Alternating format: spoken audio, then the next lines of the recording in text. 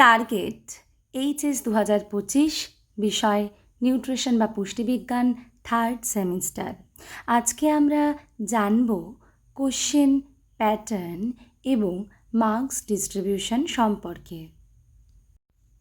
Full marks 35, 35 আর সময় পাওয়া যায় হলো 1 ঘন্টা 15 মিনিট। কোশ্চেন প্যাটার্ন থাকে কিন্তু এমসিকিউ, মাল্টিপল চয়েস কোশ্চেন, এবং প্রতিটা প্রশ্নের নম্বর হয় 1, যেমন ফার্স্ট সেমিস্টার তোমরা দিয়েছ। এবার আমরা জানব উচ্চ মাধ্যমিক শিক্ষা সংসদ প্রদত্ত অধ্যায় ভিত্তিক নম্বর বিভাজন। আচ্ছা, প্রথম অধ্যায় হলো পরিপাক ও শোষণের পৌষ্টিক পর্যায়।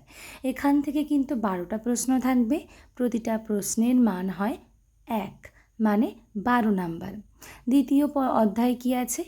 পুষ্টির বিপাকীয় পর্যায়, সেখান থেকে 13টা প্রশ্ন থাকবে, প্রতিটা প্রশ্নের মান হয় 1। তৃতীয় চ্যাপ্টার খাদ্য নিরাপত্তা ও স্বাস্থ্যবিধান, এটা সাধারণত উঁচু ক্লাসে থাকে ফুড মাইক্রোবায়োলজি চ্যাপ্টারে। তো সেখান থেকে থাকবে হলো 10টা প্রশ্ন, প্রতিটা প্রশ্নের মান 1। সুতরাং টোটাল হলো এই 3টে অধ্যায় মিলে 35 নাম্বার। এবং এক্ষেত্রে মাথায় রাখতে হবে কোনো অল্টারনেটিভ কোশ্চেন কিন্তু তোমরা পাবে না, বিকল্প প্রশ্ন থাকছে না। এবার আসি প্রশ্নের ধরন সম্পর্কে, টাইপ অফ কোশ্চেন্স। আচ্ছা, সাধারণ বিকল্পধর্মী প্রশ্ন মানে মাল্টিপল চয়েস কোশ্চেনের পাশাপাশি নিম্নলিখিত এমসিকিউ টাইপ ধরনের প্রশ্নও কিন্তু প্রশ্নপত্রে থাকবে, ঠিক আছে? আচ্ছা, সাধারণ মাল্টিপল চয়েস কি? সেক্ষেত্রে একটা প্রশ্ন থাকছে, সেখানে 4টে অপশানস থাকছে, সেখান থেকে যেটা ঠিক তোমরা লিখবে। তাছাড়া থাকতে পারে স্তম্ভ মেলাও, মানে কলাম ম্যাচিং, যেটাই আমরা প্রথমটা পড়ছি। তারপরে কি থাকতে পারে? ট্রু আর ফলস কোশ্চেন, সত্য মিথ্যা প্রশ্ন। তাছাড়া থাকতে পারে কেস বেসড কোশ্চেন, মানে কেমন, ধরো একটা রোগের সম্পর্কে বলে দিল, সেই রোগের লক্ষণ বা তার উপসর্গ বা তার কারণ যাই হোক, সেখান থেকে সেটা আইডেন্টিফাই করতে দিতে পারে।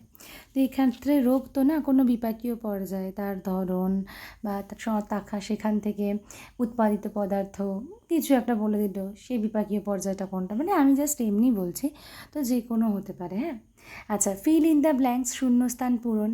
আচ্ছা, অ্যাসারশন রিজনিং টাইপ, মানে একটা বক্তব্য থাকবে, তার একটা যুক্তি থাকবে, সেক্ষেত্রে কিন্তু দুটো ঠিক কিনা, একটি ঠিক অপরটি ভুল কিনা, দুটো সম্পর্কিত কিনা, বা দুটোর মধ্যে কোনোটা সম্পর্কিত নেই, বা বলে দিল যে এ সঠিক কিন্তু আর তার সঠিক ব্যাখ্যা না। তো এরকমভাবে কিন্তু থাকতে পারে। আচ্ছা, আর কি থাকতে পারে? ডায়াগ্রাম বেসড কোশ্চেন থাকতে পারে, একটা ডায়াগ্রাম দিয়ে দিল, সেই ডায়াগ্রামের উপর ভিত্তি করে কিন্তু প্রশ্ন থাকতে পারে। আর কি থাকতে পারে? ধর 4টে সিকোয়েন্স দেওয়া থাকলে কোনটার পর কোনটা হচ্ছে, সেটা কিন্তু তোমাদের অ্যারেঞ্জ করতে হবে, ঠিক যে অর্ডার হবে সঠিক অর্ডারে কিন্তু অ্যারেঞ্জ করতে হবে।